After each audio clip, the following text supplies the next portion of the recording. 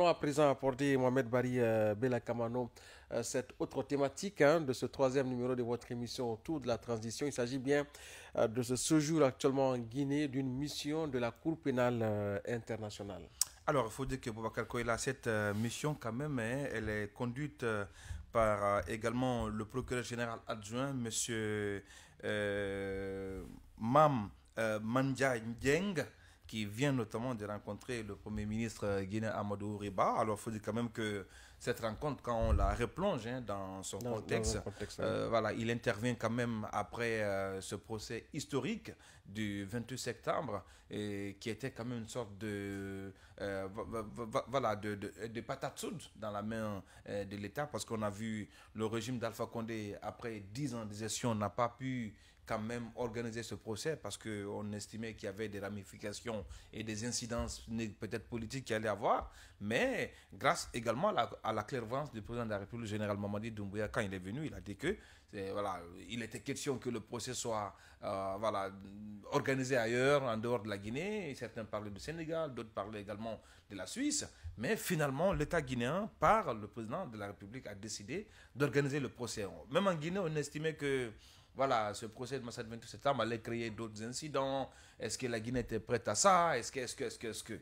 Mais finalement, vous avez vu quand même que la tenue de ce procès s'est tenue dans les règles de l'art, avec également le respect des droits des accusés. Tout s'est passé comme prévu, et il n'y a eu aucun incident. Donc, la visite également du procureur général adjoint, notamment de la CPI en Guinée, s'inscrit un peu après également, notamment ces avancées enregistrées en Guinée dans le dossier des événements du 28 septembre. Alors, après, avec sa rencontre avec le PM, il faut quand même dire que le missionnaire de la CPI quand même a salué la volonté sans équivoque des autorités guinéennes dans la conduite également de ce processus lié aux événements du 28 septembre, mais aussi il est revenu également sur la disposition de la CPI désormais à œuvrer pour le renforcement des liens de coopération entre l'institution judiciaire et la Guinée. C'est quand même quelque chose d'important, parce que je rappelle quand même qu'un pays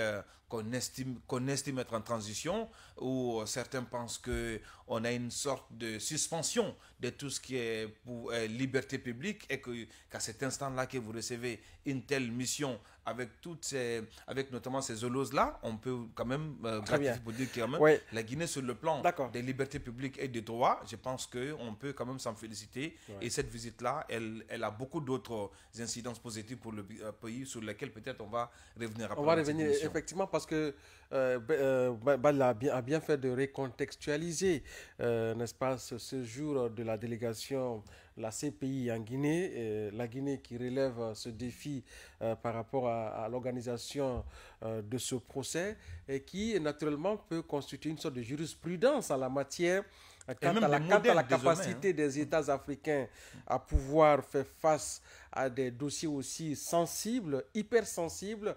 Vous savez que la CPI était en pole position pour pouvoir récupérer la question du 28 septembre, parce que, estimant que la Guinée ne pourrait pas créer les conditions optimales pour la tenue dans la sérénité d'un procès d'un tel enjeu. C'est un défi historique que la Guinée a relevé à la matière, au point même aujourd'hui d'en être une sorte de référence en la matière. C'est ce qui d'ailleurs justifie ce séjour de cette délégation de la CPI, et c'est tout bénef en tout cas pour la refondation. C'est une référence à la matière, mais ça a été aussi un cas d'école. Vous savez que la CPI a toujours été perçue par les Africains, tout comme par les dirigeants africains, comme une institution qui a été mise en place contre eux. Même si ils ont ratifié les clauses donc, de cette institution, en vérité, l'organisation du procès du 28 septembre a quand même permis de comprendre qu'on n'a toujours pas besoin d'aller se transporter tous à la Haye pour résoudre des questions épineuses, des questions judiciaires épineuses, comme celles que nous avons connues ici et d'autres que nous connaissons d'ailleurs dans d'autres pays de l'Afrique et même de la sous-région. La Guinée a réussi un coup où personne ne l'attendait. c'est ce qu'il faut aussi se dire, Ouais. puisque le procès du 28 septembre avait réussi à réunir presque le sommet de l'État. Quand vous avez dans un procès un ancien président de la République, vous avez dans un procès un ancien ministre chargé de la sécurité présidentielle, vous avez des anciens ministres dans un procès, ce n'est pas donné à n'importe quel régime, ce n'est pas donné à n'importe quel pays de pouvoir organiser dans la plus grande sérénité comme celle que nous avons connue un tel procès. Ça a été un succès retentissant, même si certains vont jusqu'à extrapoler en donnant la signification un peu de la présence du procureur adjoint de la CPI, M. Niang. Moi, je dirais tout simplement que sa présence sur le sol africain de Guinée signifie tout simplement les félicitations à l'endroit du gouvernement guinéen, à l'endroit du peuple de Guinée qui a, avec beaucoup de compréhension de la situation, accompagné les autorités dans l'organisation de ce procès. Il est prévu d'ailleurs qu'il rencontre tous les acteurs qui étaient impliqués dans ce procès. Il va s'agir des avocats des victimes, des avocats aussi des autres parties, mais aussi il va s'agir, lors de son séjour-là, de rencontrer les autorités judiciaires au plus haut niveau, rencontrer la coordination qui a pu organiser ce procès pour l'écouter, rencontrer aussi l'association des victimes. Des victimes, parce qu'il faut rappeler quand même que cette arrivée de la mission de la CPI aussi coïncide avec cette opération de dédommagement, d'indemnisation, d'indemnisation des victimes. Oui. Et c'est plus de 119 milliards que l'État a mobilisé. C'est pourquoi je disais que ça a été un cas d'école. Un cas d'école pour l'Afrique et pour le reste du monde. Il y a eu des procès. Il y a eu des événements plus graves que les événements du 28 septembre ailleurs.